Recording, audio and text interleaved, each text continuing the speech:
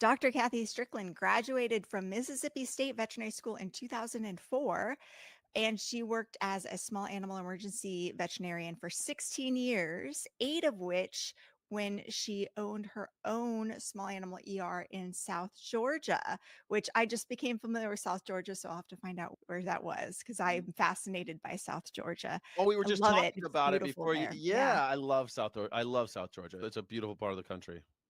And when COVID hit their area in 2020, she closed her clinic and worked relief at other ERs. And it was during this time that she was looking for alternative positions outside of standard clinic work and ran across an ad for Alpha Genesis in South Carolina and applied and started working at the beginning of December 2020. We will talk to her about her experience there at Alpha Genesis. She was recently interviewed for that wonderful New Yorker article that was just Yes. published. And we will dive into lots more stories, I'm sure she has for us. So I'm excited. Let's bring on our illustrious guest, Dr. Kathy Strickland. I just want to start out asking you before veterinary school, before you decided to go to veterinary school, where did you grow up and what was your early relationship with animals like? I grew up in Savannah, Georgia, between multiple East Side islands and actually on the beach. Oh. I was one of those kids in the neighborhood that everybody brought animals to and stray animals to. Had a bunch of birds that had an affinity for animals and related to animals. I think most of us do better than people. I always had an interest in doing something with animals. So did you have pets growing up? I did. We had one squirrel that I didn't release that was Oh. too sick to ever release.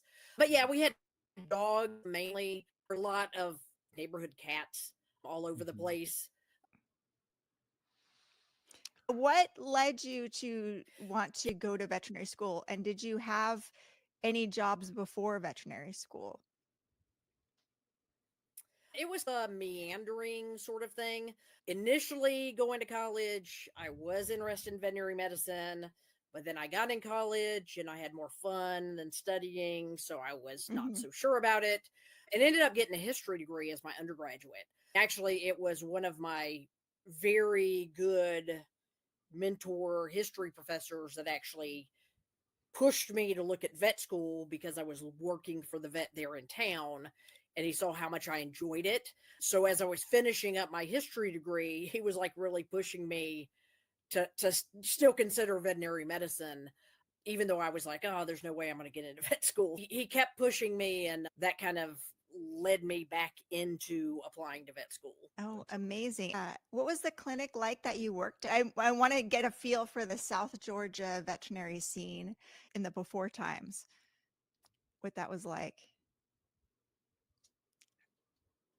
I'm always fascinated because I worked in veterinary clinics starting in the 90s and it was much different. And it was a small non-corporate clinic and things were a little bit different than they are now. So how was that like for you? Yeah, very much. This was actually, did my undergraduate in Alabama. And so that's where I Okay. worked at this clinic full time for the last couple of years, undergraduate. I was a rural clinic, one owner, not a whole lot of resources. When I worked in the 90s in a clinic in Concord, California, Yeah. same thing, owned by the veterinarian, and we expanded to 3 doctors. It was very much like a family sort of situation, and we knew everybody who came in there. No referral centers close by. They were a few hours away. In a lot of cases, it was he did what he could, or there wasn't anything that could be done for that animal. He was mainly small animal, did do some cattle work, which I did enjoy going out with him to do, but he didn't see horses. Most of my experience there was the small animal work. But yeah, I loved it. And he was another great mentor, really into the medicine and explaining all of his decisions and why he made the decisions he did. That's amazing. And this is before Serenia and Convenia for all of my veterinary people who now we rely on those drugs.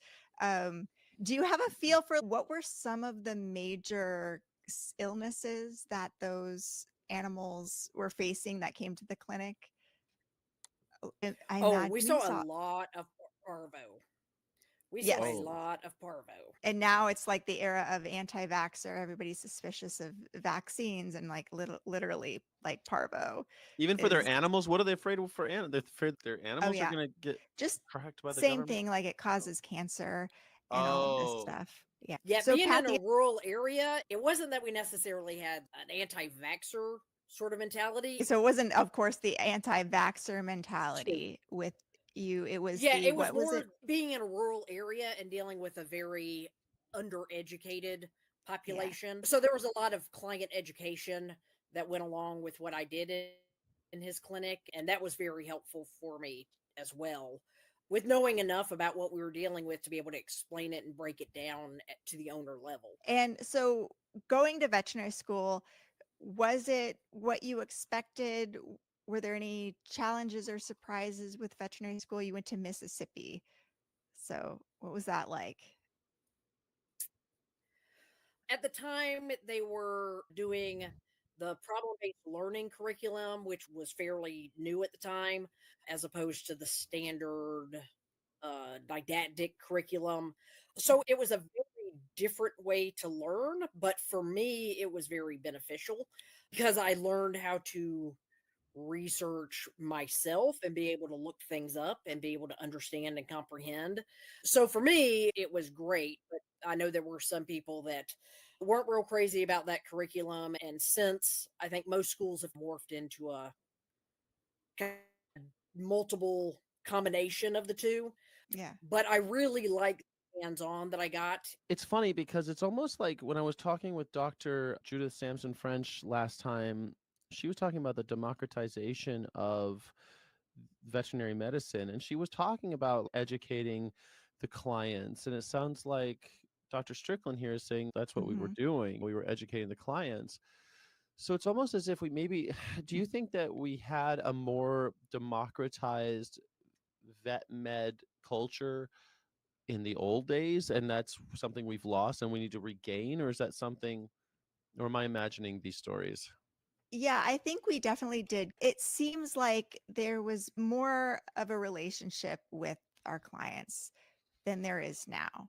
I don't know why we can't have clinics like I grew up with in the 90s, why things are so different than they are now. I don't know if it's Could it the be because fact of the that, spectrum of care, and now it's in order to have a clinic, it seems like you want to have all that gold standard every time. So it's hard to yeah, have that without corporatizing it. Maybe people also had a different relationship with animals. Hey. yeah, we were just talking about how things are so different in that there seemed to be more client education, talking to clients when I worked in a general practice back in the 90s than there is now. Tell us about going to Mississippi, and was it what you expected? What was the training like there? And your thoughts on, were there terminal labs? How did you feel about those labs? Has your perspective changed at all? My perspective has definitely changed. It wasn't really something that I was too concerned with going into vet school as far as the terminal labs. Like, I knew that was a part of it, but also, even though we were offered other options, it was explained to us as this is just something you need to do so that you can learn. But now, especially with a lot of the newer alternatives, that really is not the case. And even though we did surgery our second year in school, which was nice, then it's like another 2 years before you're doing any more surgeries. So it's not, aside from running it through at one time, you still needed somebody to be with you to walk through your first couple of surgeries to get comfortable with it. Yeah. I didn't really feel like there was a value to those surgeries at all. And honestly, we didn't really do anything as far as the surgeries go, as long as there wasn't a mistake that they couldn't have recovered from. Yeah, they couldn't have been used for thoracic surgery again, but I felt it was more, the school didn't want to put the resources into the aftercare that would be required, more so than it was too difficult of a surgery to recover them from, which is how it was explained to us. Yeah, that's really interesting because then you're missing out on the post-anesthesia recovery and seeing how your patient would do. But Right. And a there's, lot of the yeah, ICU management that's needed after those sorts of surgeries, if that's what we're learning. yeah, Yeah, I just, it wasn't something I really put a whole lot of thought in going into vet school, but especially now with honestly just having a whole new perspective on things since my experience with AGI, it just really isn't necessary. And there's some really awesome computer 3D models that they're using in some of the tech schools that even are much better for learning on than necessarily a live patient. yeah, absolutely. Do you remember what kind of patients were part of your terminal labs in veterinary schools? Was it dogs and or Yes, ours pigs were or? all dogs. Okay, wow. Ours were all dogs. They were all beagles from the Purina lab Mm, that I guess were being phased out. At least that's what we were told. And for our cadaver labs, those had been sourced from the USDA, is what we were told. And again, we're told these were animals that, because we discussed why can't we be using shelter animals? Because like our county was overrun with stray animals. Then we were told yeah. USDA rules, we couldn't do that. But then by the time I graduated, Dr. Busby, who did surgery at the school, started a mobile spay neuter clinic that a lot of my classmates took advantage of to learn the high volume, high quality spay procedures on. So that was nice that we actually not only learning on animals whose lives we were saving, but actually doing a needed service for the community as well. And that's really blossomed with Mississippi State. That's a huge part of its curriculum now. And his program is actually spread to other schools, is my understanding. That's amazing because that's what we did at UC Davis when I was there. What did you end up doing after veterinary school? What was your first job? It was a mixed animal practice, but I took the job as a small animal vet to mainly manage the small animal patients. And I was trying to get into emergency medicine at that time. I had done quite a few externships at emergency clinics that had been my focus once I found out that was a thing.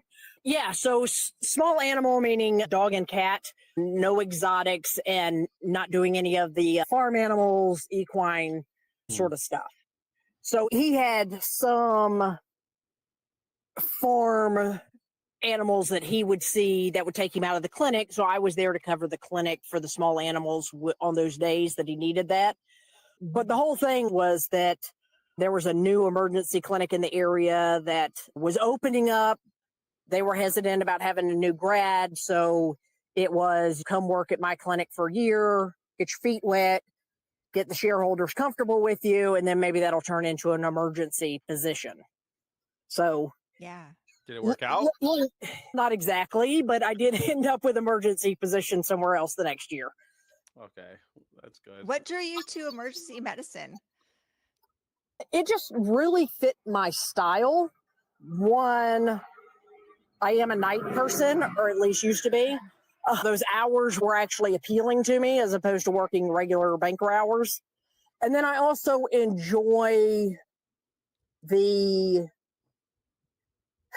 sort of the kind of the fast-paced nature of it, but also the intense nature of it. Like Urgency.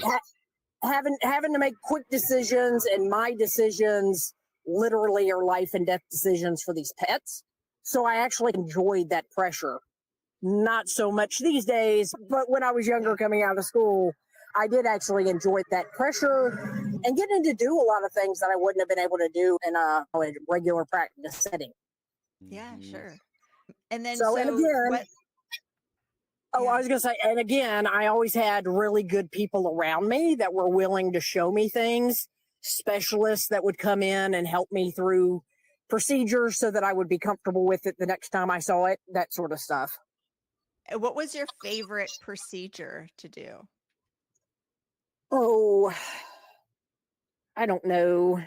Or favorite kind of case to get in that you're like, yes. Our favorite cases have always been like the diabetic cases They can be difficult as far as getting owners to understand. And sometimes you're not talking about a 1-day treatment, but the complexity of those and with what all's involved, I've always enjoyed. Okay.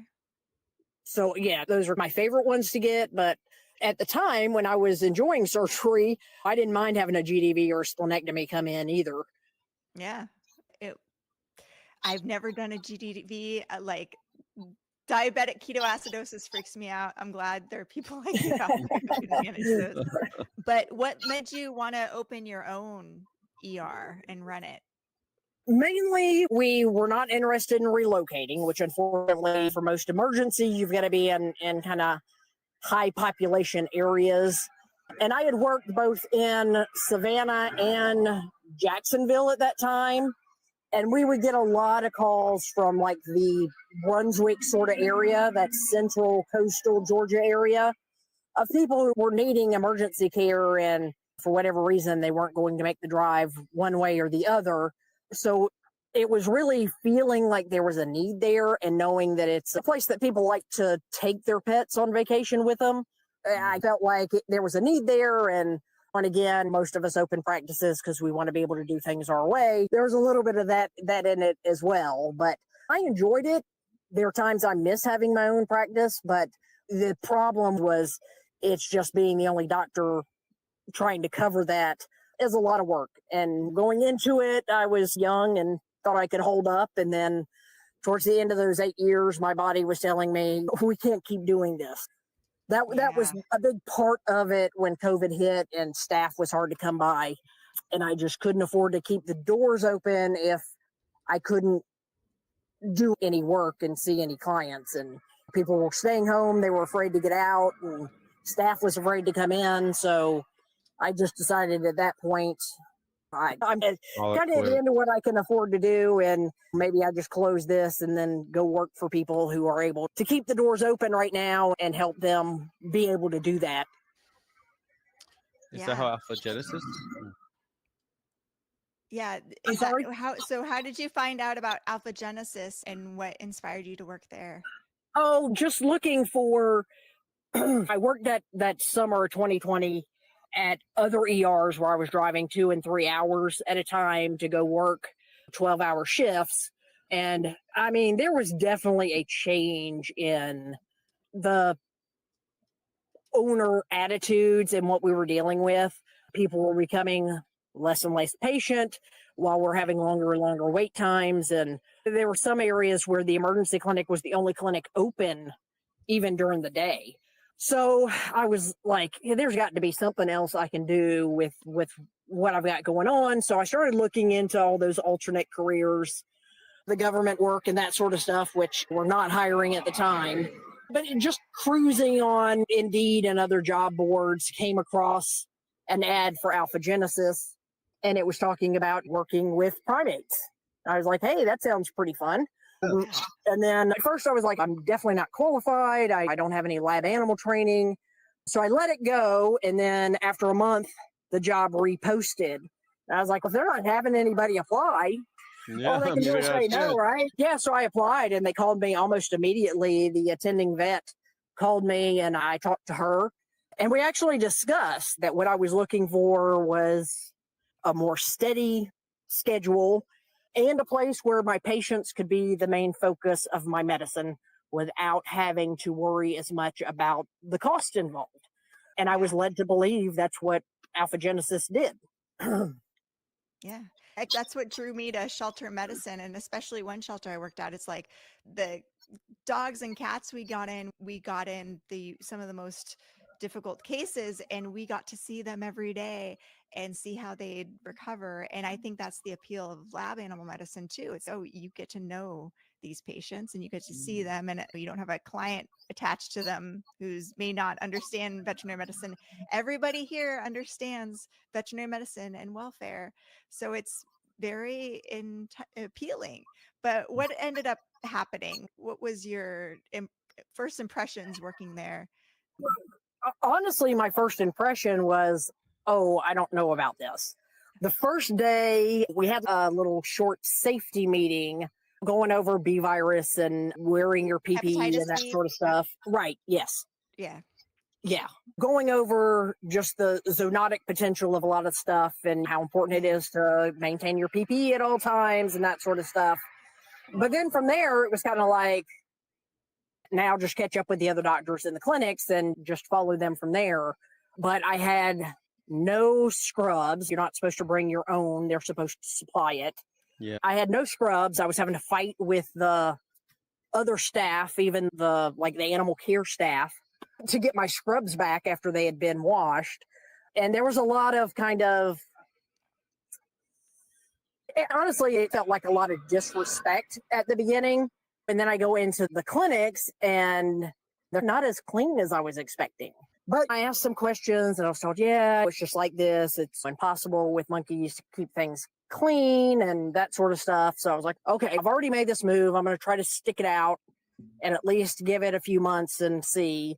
And then the doctor that I shared an office with quit within the first month I was there after our first Christmas because she didn't have anything more than 6 months working there on me.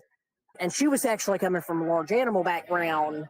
And so the first Christmas week, there's nobody experienced on there, and me and her just having to try to figure stuff out. And there wasn't any, the answers we were getting were not helpful at all. So What Oh, you're in and out now. what is Alpha Genesis known for? What kind of work were they doing while you were there? of monkeys and selling them to other laboratories, as well as they can handle large volumes of importation of monkeys. So that was primarily it. And most of what I would deal with in the clinic would be problems in groups, the breeding groups, either a lot of diarrhea and weight loss, as well as sometimes there would be a fight that would involve a few monkeys that we'd have to deal with the trauma. A fight between a few monkeys, and you'd have to. We lost you there. Probably break them up and Hopefully. sedate them. Yes. I've heard from other lab animal vets lots of finger amputations because they bite off each other's Like fingers. their own fingers too, I've heard. I remember her talking about in the New Yorker story, monkeys chewing through their leg to the bone. Yeah, so it was mostly like laceration repairs, finger amputations, that sort of stuff, just from them getting injured from some sort of altercation in the group itself. The medicine side of it I liked. I immediately noticed that there were like some husbandry issues, the cages weren't being kept clean. So stuff like that had me concerned right off the bat. And then I just decided, well, let me stick it out and see if I can just get into the swing of things and maybe things will be better.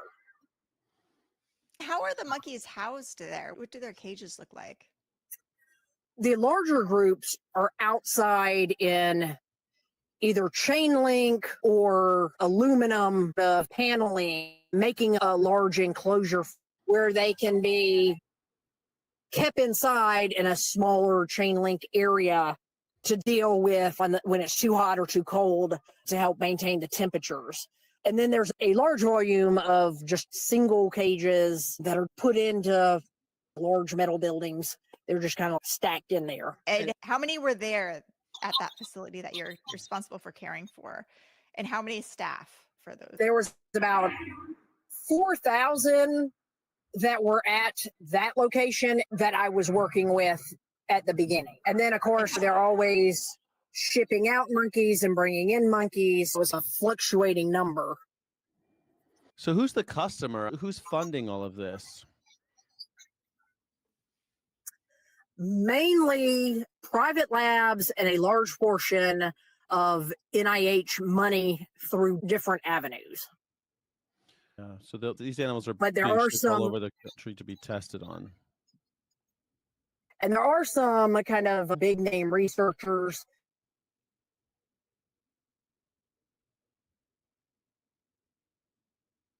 Yeah. And how many staff are working there to care for around 4,000 monkeys? There are a few big name researchers. You're in and out, just so you know, Um, 'cause if we might have a disjointed conversation. For the vet staff at the time, we had 3 vets starting off, and then about 12 vet techs that were responsible for monitoring all those monkeys. And then they probably have about 20 to 25 animal care people that are the ones responsible for cleaning and feeding the animals. And then another team that's about 15 to 20 people that are the processing team. They're the ones that put the IDs on them, the tattoos, make sure they're TB tested, get the initial samples when they come in. And then there's a whole separate lab staff. Dr. That's probably Strickland, another 30 people or so.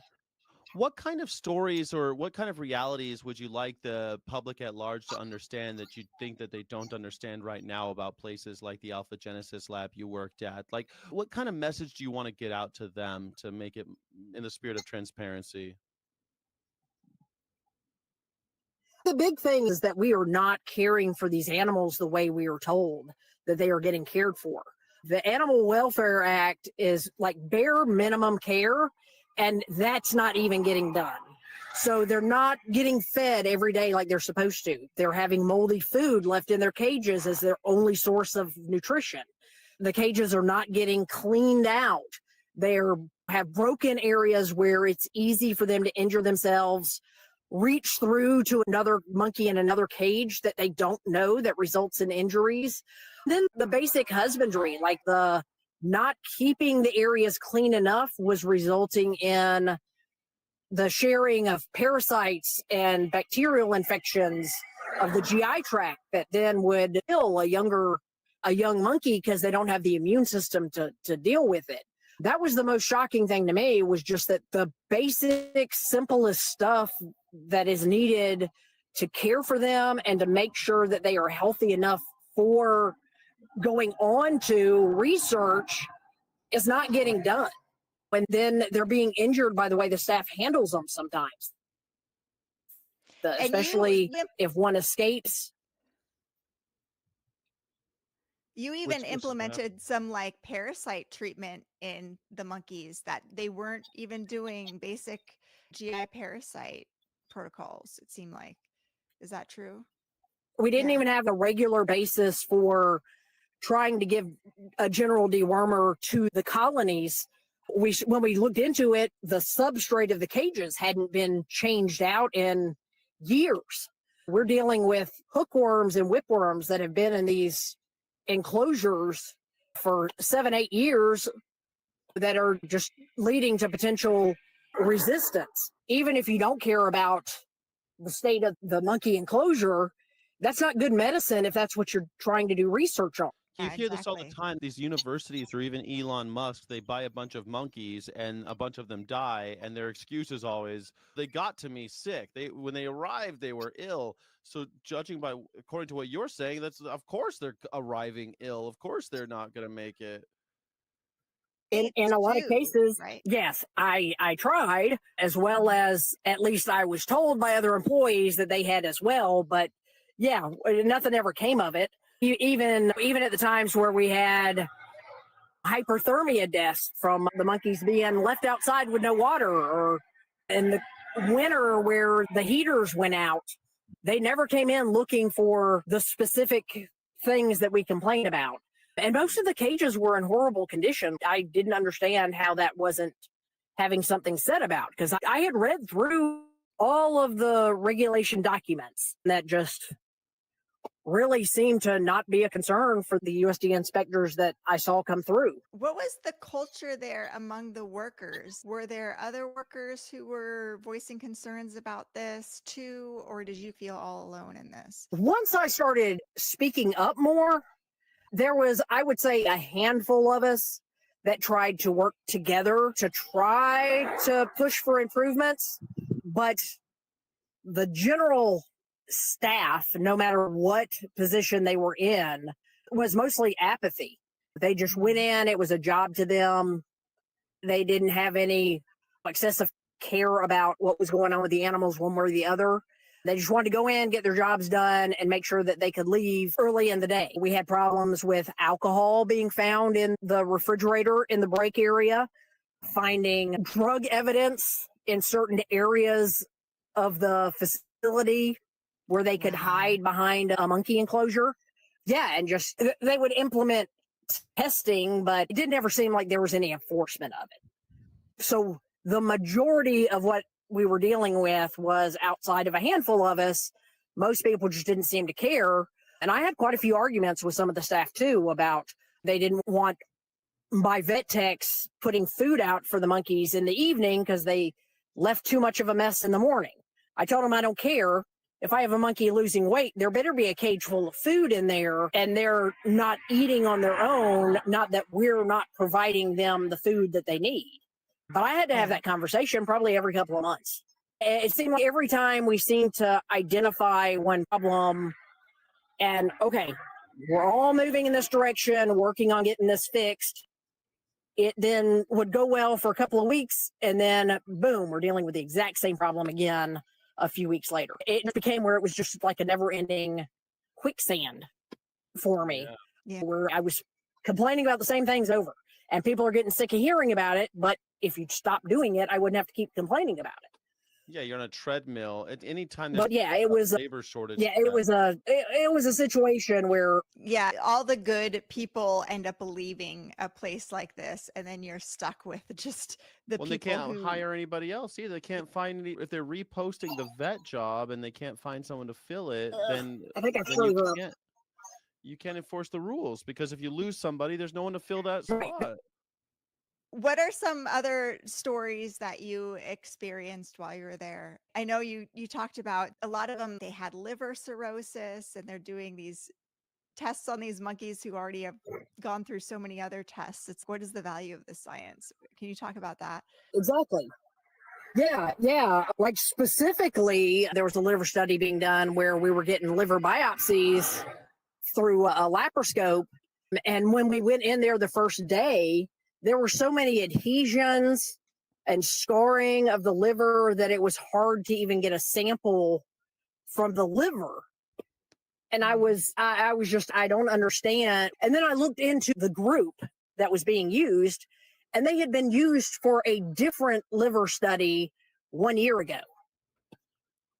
So I question, I don't know how this is telling us anything other than the aftermath of the previous study. And you said escape, and now you mentioned that there was danger of escape fairly frequently. Is this something that we should get used to, the idea? There's been two kind of major escapes of monkeys this year in America that made the national news. How frequent is that? Just seemed to be a good media catalyst. Yeah. So is this something that we're going to see more of? What's the future here? Is there any hope on the horizon? Or are we just going to keep seeing these monkey escapes and see them rounded up and killed? That's the only thing that seems to get attention. What do you think? The multiple traffic accidents, and then the Bainbridge town fighting to keep a facility out, that we're finally starting to get some more public. It's not every day you get to talk to a lab animal veterinarian who worked at a notorious lab. That is right. So Alpha Genesis is one of the ones that she said that it was basically a breeding facility that ships monkeys all over to anywhere we need them. It's just the type of exploitation is just so blatant, and I just can't believe that we're still doing it. Every time I hear these stories, I feel like I'm like most people when they hear these stories about, wait a second, monkeys got in a car accident and they're running around the state because we wanted to ship them around the country. There's this whole thing.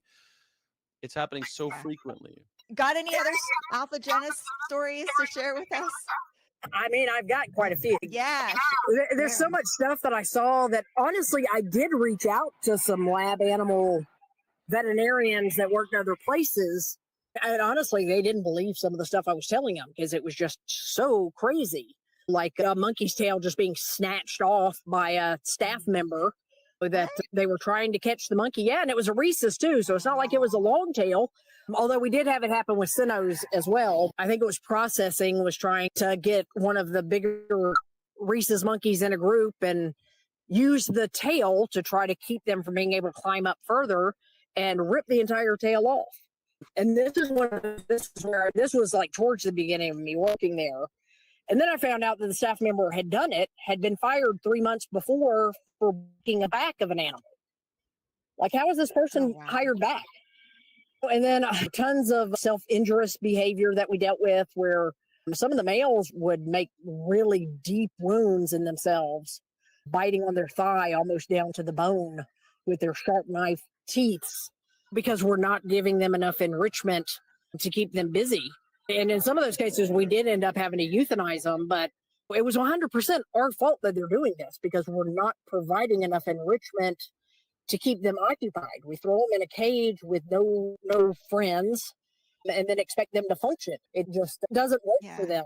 And then we have things like we did get some new cages in at one point, and we had 2 monkeys lose their tongues on them because they were trying to reach underneath their grate for a piece of food that had fallen, because there wasn't food left in their cage like there was supposed to be.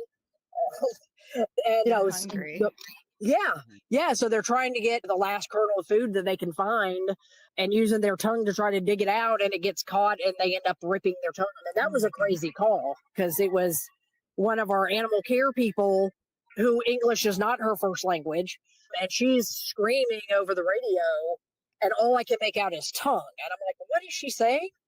But she had found a tongue on the floor that she was cleaning, and then we had to go in there and search for the monkey that had lost its tongue, because the monkey had already stopped bleeding at that point and was hiding in the back of a cage from the injury. It was self-inflicted, huh? Yes. Yeah. We have had some that were not, where they stuck their tongue through to a neighbor who grabbed it. But in that case, it was 100% that the cages had issues that resulted in a very traumatic injury. I think one of those I was able to save, and then the other one we ended up having to euthanize because they didn't have enough tongue left to be able to eat. Yeah. And you would think that other lab animal veterinarians, if they believe in the necessity of animal research, would be so angry at a facility like this and would join together and try to stop the worst. But it doesn't seem that's what's happening. No, exactly. And that's what I thought too. That's why I reached out to some other vets that I knew through just common people about what can I do in this situation. That's what I thought too. If you think what you're doing is necessary, then why would you want a facility that is this bad kind of representing you? But that didn't seem to be the case. Instead, every time I've posted anything publicly, if other vets are attacking about, that I'm not sure that happened, but even if it did, that's not what my facilities. I do think that this is the worst of the worst, but even some of the other stuff that I've heard about at some other places still isn't good. But that was probably one of the biggest surprises to me, because in vet school we're told about how lab animal is the best of the best. You're practicing high quality medicine. You're doing human level medicine. You're doing these animals are well cared for because of what they're giving to us with their lives, and that just does not seem to be the majority case, really. And then to find out, I didn't know until this happened to me, and I started researching and looking into it. But then to find out that most of the studies that we're doing in these animals don't even correlate into human benefit. So why are we doing this? We're all supposed to be scientists, right? Don't we follow the science? We're just doing this because it's always been done this way and nobody's questioned it. That doesn't make any sense to me. And now that we have got research to compare, it really doesn't make any sense that we're not making more of an effort to move faster to do away with animal research. But it was definitely not what I was expecting to get into. But I don't feel bad about any of the waves that I made while I was there or since then, because as a veterinarian, my concern is for my patients, and I want the best for my patients. And it was made very difficult to do that there, and to know that is still ongoing is very difficult for me. Doctor, I wanted to ask you about that. What was when you did start making those waves, what was the response from your veterinarian community or just overall? What kind of response did you get? Not great, at least as far as the company goes. Initially, like I said, there was a handful of people involved, and one was a supervisor over the full facility. And he had worked someplace else, so he knew that this was not the way things should be being done. But then it was, we have to go in incremental steps. We can't move too fast because the owner of the company isn't going to go for that. We kind of have to work him into it, get him to come along with seeing why this would be beneficial. And just in doing that, it just took way too long for anything to get done. And in the meantime, we're all feeling worse and worse about not being able to make any headway, standard burnout problems, and just going in the office every day feeling like I'm having to fight to get even decent care for these animals. So one by one, we all eventually would end up kind of leaving. I stayed, and once I decided that I would be leaving, decided just to make as much noise as possible. And I had at least lower level staff that would come to me and tell me they agreed with me and that they were thankful for me speaking up or doing something for an animal, but they were all too scared to speak out. Yeah. And so then when I left, I knew that was like them getting rid of me was a major sign to the rest of the staff. This is what'll happen to you if you start speaking out. Exactly. I've worked at places like that. I've volunteered for organizations like that for sure. Yeah. Can you describe the boss, the head guy, the owner of the company, and what he's like? Because his nature so describes any toxic organization that it's like anybody can relate to having a company or an organization run by someone like this. Can you describe his sort of personality? And yeah, I can describe what we were told about him. I only met him just a few times, just in passing. And when you see him face to face out on the facility, he's riding his bike and he's just laid back and seems relaxed. And he has this special group of capuchins he likes to go back and visit. But they were in a horrible building that had holes in it and rats and raccoons in there. Yeah. But wow. Yeah, but then at the same time, he was building a new clinic and there was I don't know what kind of bird it was. We had another doctor there that was a birder, but it was a special bird that they nest on the ground. And if you mess with their nest, then they won't breed that season. So you have to wait for a few weeks for the nest to move. So he was willing to delay construction to not disturb that bird and her nest. But then we're complaining about all of these ongoing basic things with just the basics of taking care of the monkeys, not even asking for any specialized equipment. And I'm being told that don't go talk to him. Things won't go well. You have to know you have to handle him a certain way and be able to talk to him a certain way. And then sure enough, there were 2 doctors that did come through that did have major issues. And he had been the one that hired them, not the attending vet. So they felt comfortable going to his office and talking to him. But as soon as they brought up complaints, you could hear screaming outside the building of him yelling at them and and kicking them out that day. Yeah, that was the reputation that he had. When I asked, is this something I should be going over everybody's head about and talking to him, I was warned to not do that. And that's where this one supervisor over the whole facility was like, I know how to talk to him. I know how to handle him. Let me deal with it. We're just going to have to be patient. It's going to be slow moving, that sort of stuff. And that was why, was because he had a reputation of you complain about anything and he just flies off the handle about how dare you complain. It's a how dare you. And then everything is so secretive and everybody kind of works in their own little groups. It's not like a cohesive team at any point. So yeah, it really is no different than the toxic clinics that I had worked in. But the difference was because we weren't dealing with owners bringing those animals in, we didn't have owners there holding us accountable. Yeah. there wasn't much being done. And his attitude is, if the USDA didn't write me up for it, then there's no reason for me to change anything. Yep, exactly. And God, I wonder what's going through his head when he's like yelling at people who have complaints. Is it that it's your job to fix this problem, or is it like I don't know. I wonder what you never ended up talking to him yourself. No, I did not. I did not. But it seems like the people that did talk directly to him, from what they've said, it didn't seem like he was like, I can't really do anything about this. That's not my job. That's your job. It was more, I just don't want to hear it. And then the AV that I worked under, the attending vet, the head veterinarian that I worked under initially, she was like that. I would go to her with issues and she would say, you're the doctor, you fix it. I'm like, but I don't have the authority to do anything to any of these people if they don't listen to what I say.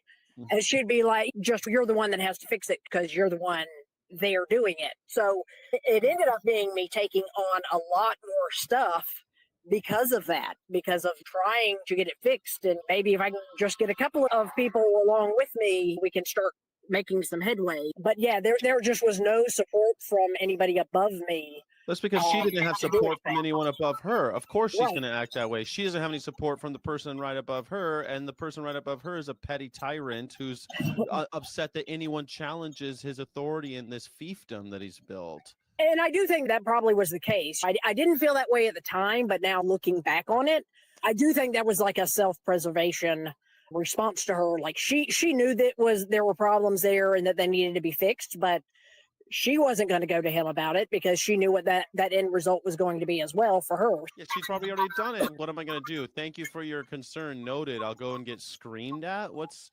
Right. Thanks. I'll go get screamed at and still nothing's going to happen. So if you want something done, do it yourself. Right. No support. Yeah. And that's what it ended up being like the whole time. And so how did this all affect your mental health? What were you going through? What were you experiencing? How did this affect your life outside of work? Honestly, it took a major toll on me. It was a lot more of a toll than those 8 years working by myself, owning my own clinic and running my own business. I didn't realize it because you get into it. And what I learned after the fact was when your body's in that high of a stress every single day, it's just adding to it and you don't even notice it. But just going in every day feeling I've got some fight I'm going to have to take on, I would come home and wouldn't want to speak to anybody, wouldn't want to see my family. I've got elderly parents that live close to me. My husband, I pretty much would just sit and not really engage with him a whole lot just because I was just so stressed at the end of the day.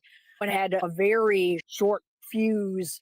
If he complained to me about something, I'm like, my God, I deal with problems all day. I cannot deal with that right now. I really was having a major personality change from the stress and the guilt that I was going through.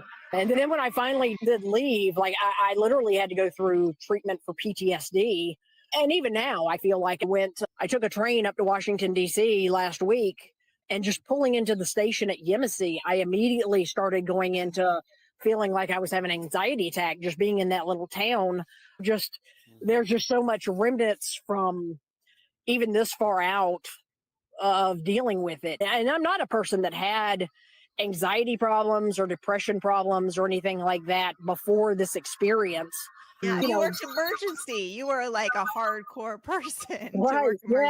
Yeah. Not that there's anything wrong with it, but I do have family members that deal with that. But that was not something that was ever a problem for me. But I really like when you develop this thick skin, but it's still undermined when your authority doesn't match your responsibility and you're stuck in the middle. You're being tortured. Anybody with thick skin can stand the whips and scorns of time when it comes to emergency medicine and stuff like that. But when you've got a tyrant over you, it's impossible. No one can survive that. Yeah, that's a good way to put it. Yeah. Working in this horrifying system where it's like you're charged with helping these animals, but you can't help them. And then there was the guilt. Yeah. Staying in after the first 6 months, I felt, okay, I've got my feet wet. I am able to make some changes that are positive. But then after the next year, especially when the other doctor that was helping me with that stuff left, literally told me, you're going to kill yourself working here. You need to get out. They're not going to change. Stayed in for another close to a year after that because I was afraid of what's going to happen when I'm not here. So there was this back and forth guilt about, am I really helping? What else can I do? And I can't stay in this situation. The situation is really affecting me. But at the same time, if I leave, what's going to happen with these animals? And sure enough, the week after I was fired, they had an animal that I would have been monitoring die because it wasn't being monitored under sedation. Yeah. And so that probably took me a month or more to get over, just feeling guilt about that. But I know. How did you know that happened after you left? Somebody contacted me. Telling. Oh, Yeah. nice. Yeah. Somebody contacted me and let me know. Yeah. And it was at that point that I was like, there's got to be somebody out there that's willing to listen and do something about this. So that's when I started contacting people, trying to find out, what can I do? Yeah.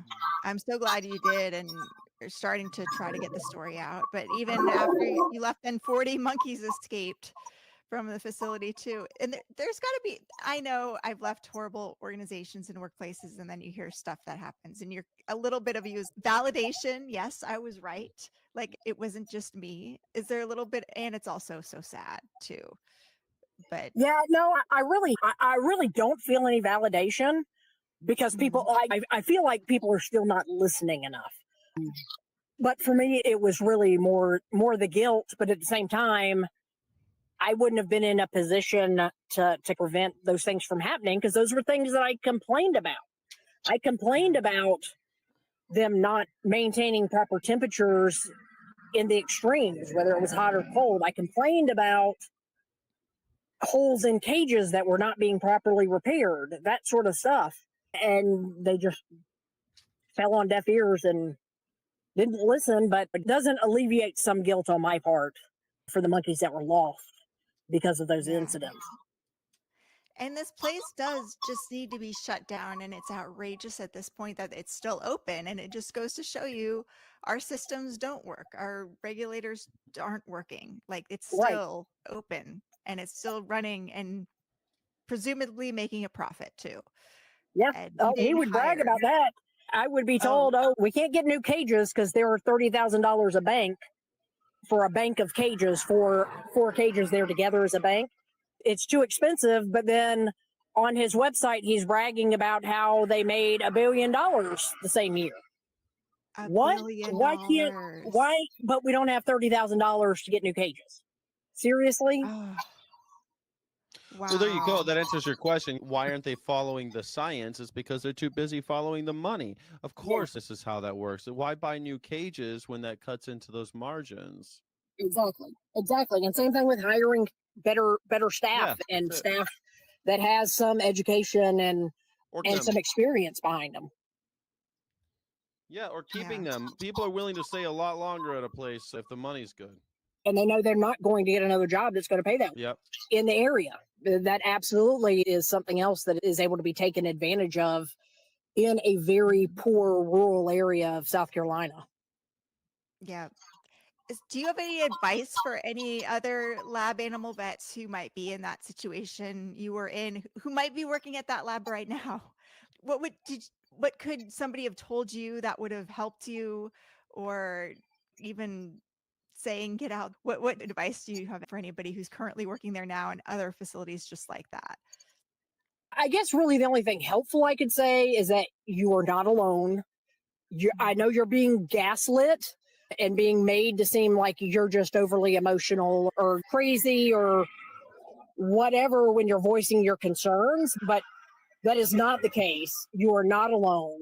There are others out there that I was able to reach out through our honor and when we justify to find support after I left. So there's support out there, and others that have either gone through your situation and are still in the situation to help you out. I personally say run, but Yes.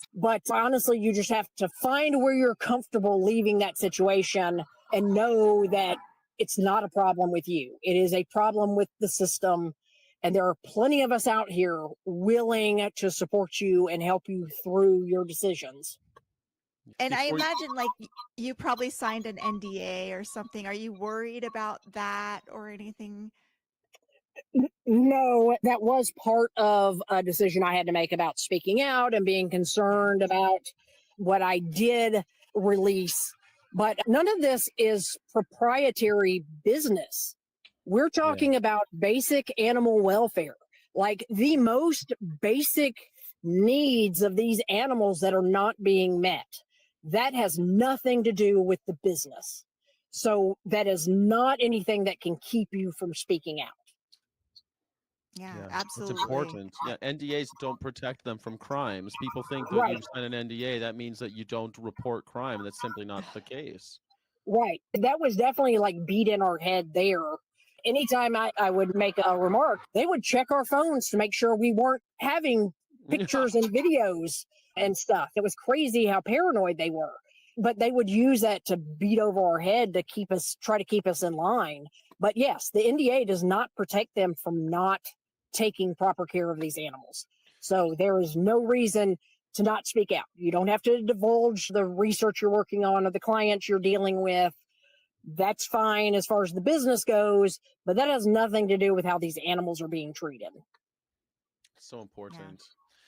Yeah, I think that they try to bury people and scare them with paperwork and legalese. That seems to be quite, I don't know, in the last 20 years that we see more and more of. Do not compete clause and the DNAs. Do not, what does DNA stand for? Non-disclosure agreement. Non-disclosure. Non-disclosure NDA. agreement, Sorry. yeah. Do not compete Yeah. is DNC, NDA. Yeah, it's just a scare tactic. So what happened? Why did you leave? And what did you do after Genesis? It's another, like, nothing is straightforward Yeah. in my dealings with this company. So I was at the other site and they brought in a new head vet for that site from another notorious company that owned where they were working. She came in and was undoing a lot of the training and education that I had done with the staff to get our staff to where we were having some really good functioning with the staff and them getting along. So me and her had butted heads a little bit about undoing some of the training and her not willing to be involved in the training that me and all the other doctors at the company had set up. And then I was accused of refusing to see an animal that had been pulled from a group, and that was not the case at all. But she immediately reported me, pretty much told them no matter what, she didn't want me working at her site anymore.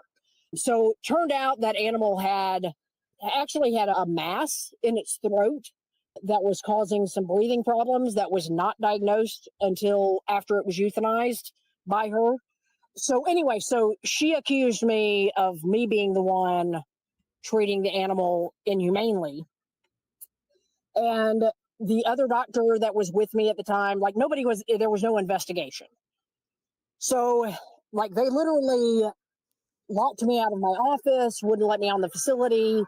So anyway, at the time I was in the process of moving over to the research group. So I talked to them. They said, no, we know this isn't something that you'd have done, but at the same time, she's brand new. She's our head vet over there. We want to keep her happy. So fine. So they put me in a new role back at the Yemassee campus. But then after a few weeks, they were wanting me to be on call. Being on call is for both facilities, meaning I would have to go over to that other facility. I said, I don't have keys anymore. I'm locked out. I don't have an office. I don't have anywhere to keep a spare pair of scrubs over there, and you're not supposed to transport between facilities. No, I'm not comfortable being on call. So they come back to me a few weeks later and say, you can be on call without going over there. What? No, I can absolutely not be on call on a weekend when there's no doctor on site and not be able to go verify myself what's going on with the animal. That makes no sense.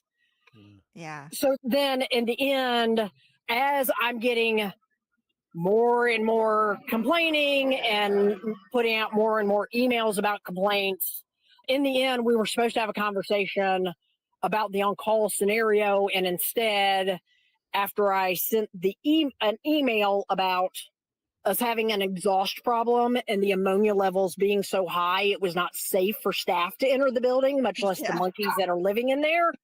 I was called to the front office the next morning and fired on the spot.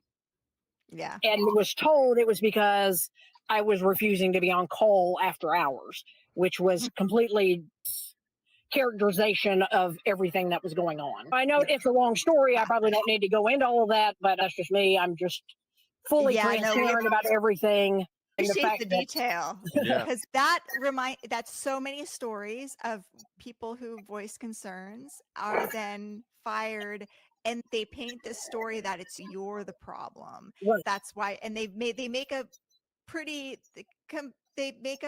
compelling case that almost makes you feel bad, like you did something wrong, but you're not. Like, and I just want to say you did nothing wrong.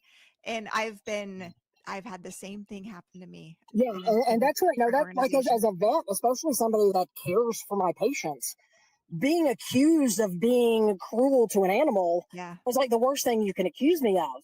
But I'm like, are you kidding me? Of everybody on this facility, I'm the last person you could accuse of cruelty to an animal.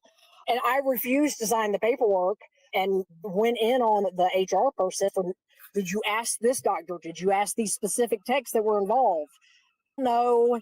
And then in the end, she had to admit that they were just trying to keep this new supervising doctor happy because they needed her to stay on because it had taken them so long to find somebody.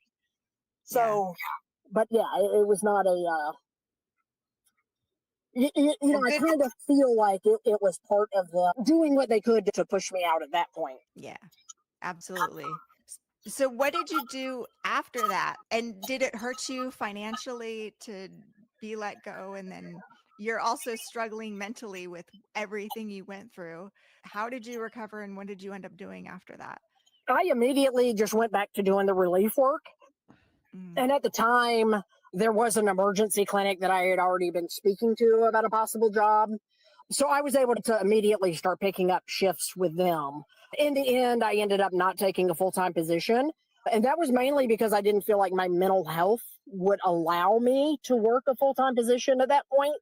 I really just needed some time to figure things out and get my mind. But I was able to put enough shifts together that it really didn't financially hurt me too bad.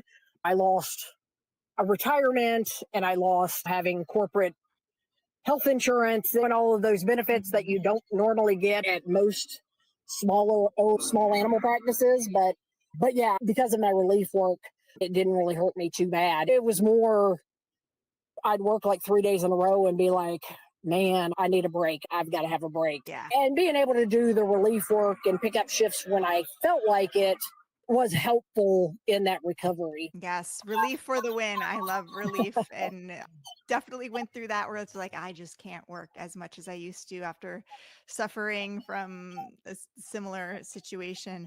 What is your vision for, I just think we should be able to sue these companies for causing such psychological distress on workers like this. But California, you might be able to.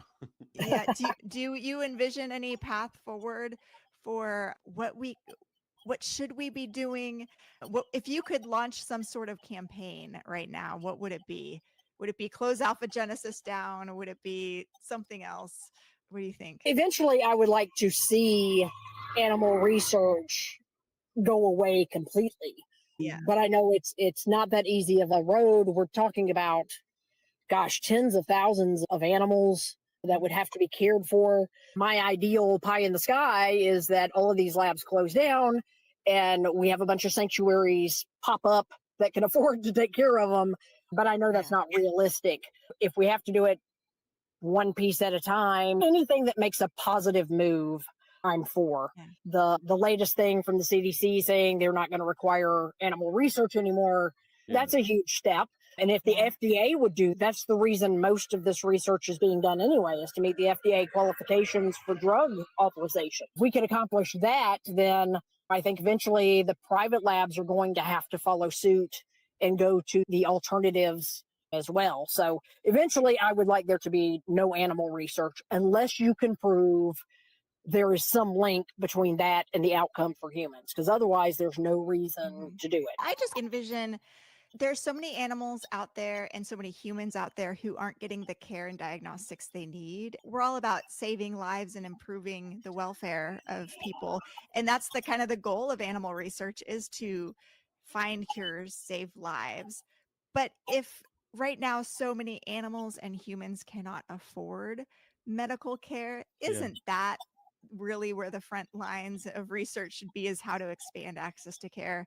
And if we were able to redirect our resources towards more epidemiological studies by providing diagnostics to humans and to animals and funding that as part of a study, I think that's the direction research should go.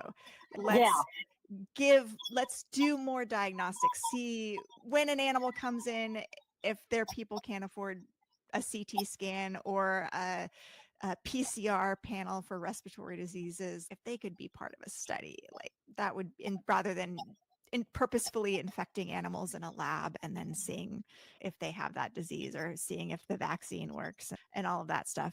So that's my vision for how we do this. But also, I think it's all together. Like, I think it's all together. I think the solution has to be multifactorial. And that's the number one excuse we keep hearing for these drugs that are $1,000 a month that people can't afford and that insurance isn't going to cover, is we had to put so much into the research to get it to the market. But we wouldn't need to if we're not wasting 2 and 3 years at a time on useless research on these animals. Yeah, absolutely. Useless and expensive and horrific research on these animals.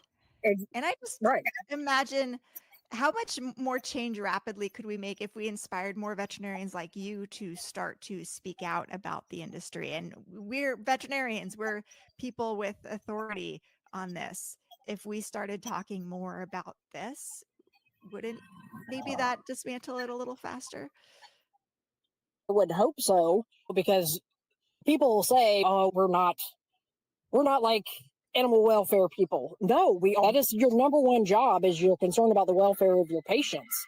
We absolutely discuss animal welfare in vet school. Yeah.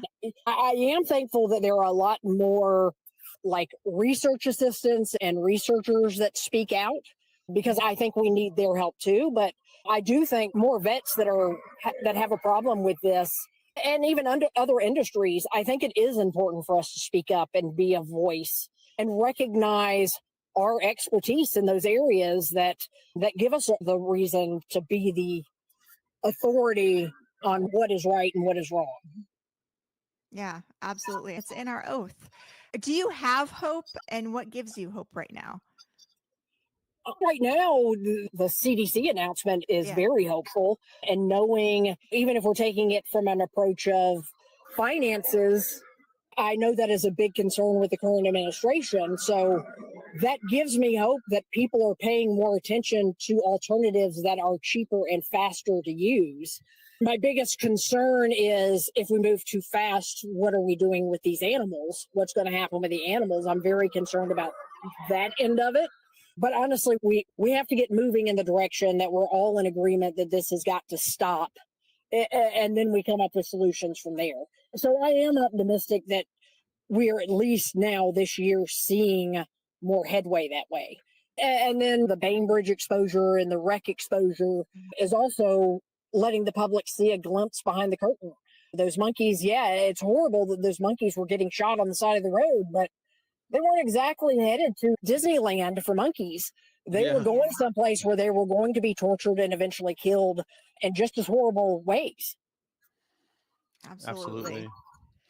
Is there anything else we haven't covered that you'd like to speak about before we let you go? No, I think we mostly covered it. I'm going to continue speaking out, letting the public know what's really going on at these facilities, and do what I can to influence legislatures to continue moving towards more successful scientific progress that will eventually mean these animals don't get used anymore and we stop importing them into the country. Yeah, absolutely. I think that's huge too.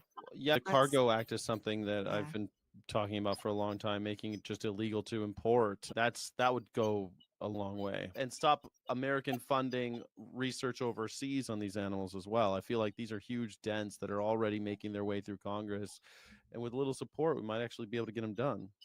Yeah, Yeah. yeah, that was not the case when I was working at Alpha Genesis in the 2000 to 2003 timeframe. I'm feeling a little bit more optimistic with the amount of progress that I think we have seen this year. I just hope we can keep the momentum going.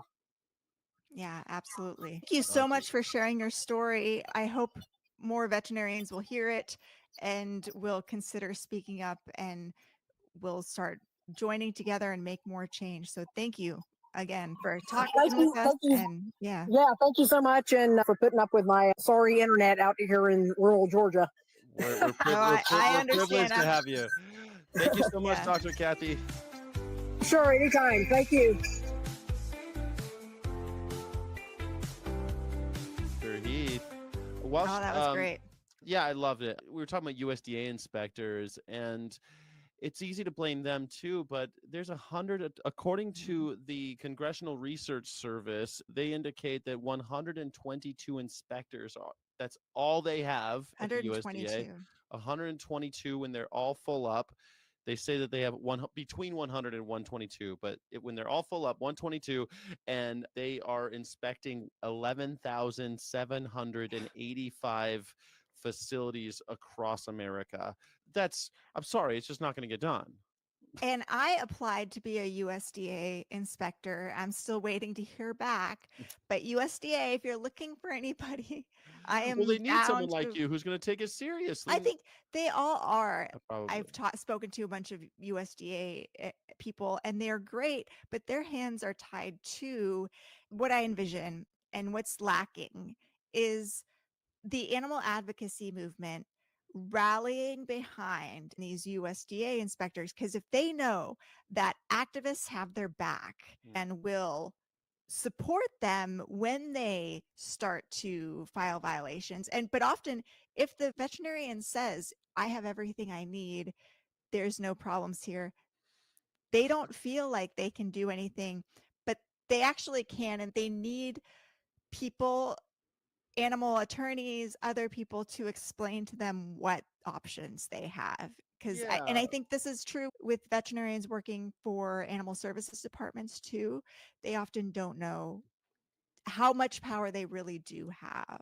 And that's, instead of activists taking upon themselves to do stuff, give support to the people who are actually legitimately there and trying their best, and start talking to people who are working on the inside who just need more attention, more people to help them do their job and put these companies in the place that they need to be, which is out of business.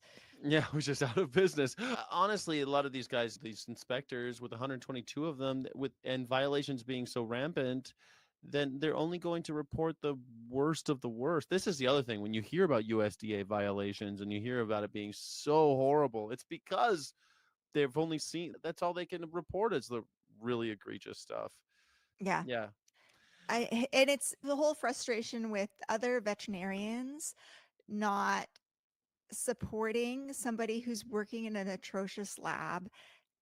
In research veterinarians too, it's like, this should, if you believe in animal research, shutting down Alpha Genesis should be your priority.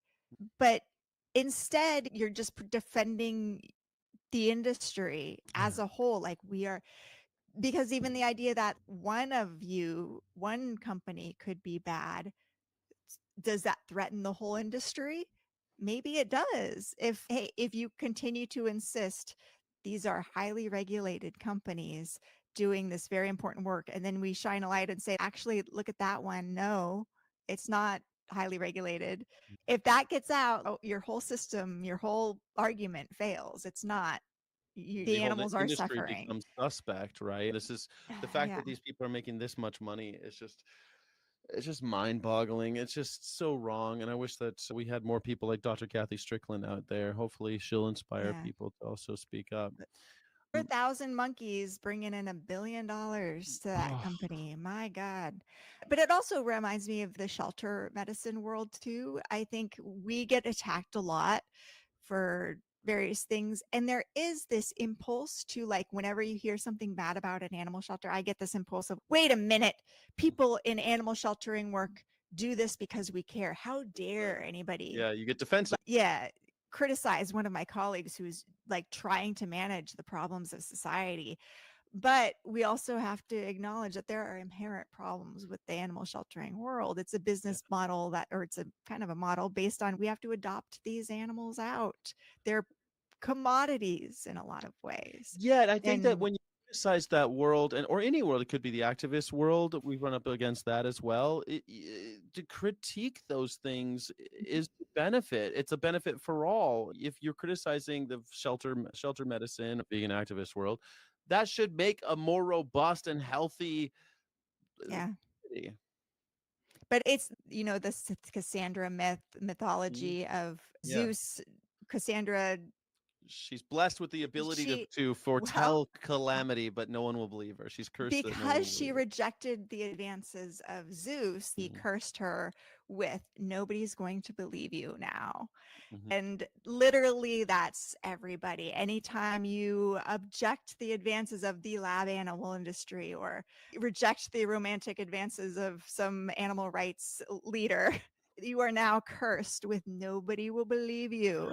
It's true. When you Yeah. start to say, hey, there's some problems here, you're headed off a cliff and nobody's going to Look out believe for you. that tree. Yeah, no one look out for that tree. They never listen. Thanks everybody for joining us. Thanks for everyone. A lot of people over on Twitter. Thanks everyone on Our Honor YouTube. Don't forget to hit the subscribe button. Oh, we got a few people on Facebook as well. Thank everyone for being here. And don't forget to hit that like button and hit that subscribe button while you're at it. And make sure you go over to ourhonor.org/donate so you can make a donation to help the important work of Our Honor. If you like conversations like this, you like supporting whistleblowers, you like inspiring veterinarians to follow their conscience, please do us a favor, do the whole world a favor, and go to ourhonor.org/donate. That's it. That's the whole All right. show. All right. Yeah. I thought you were gonna say something. No. All right. Thank you. Donations match through the. Please donate. Your donation is worth double. So ourhonor.org/donate. Please do. Continue. 10 will get you 20 over at ourhonor.org. Make sure matching donations to the end of the year. Awesome. Thanks. Bye, everybody. Thank you.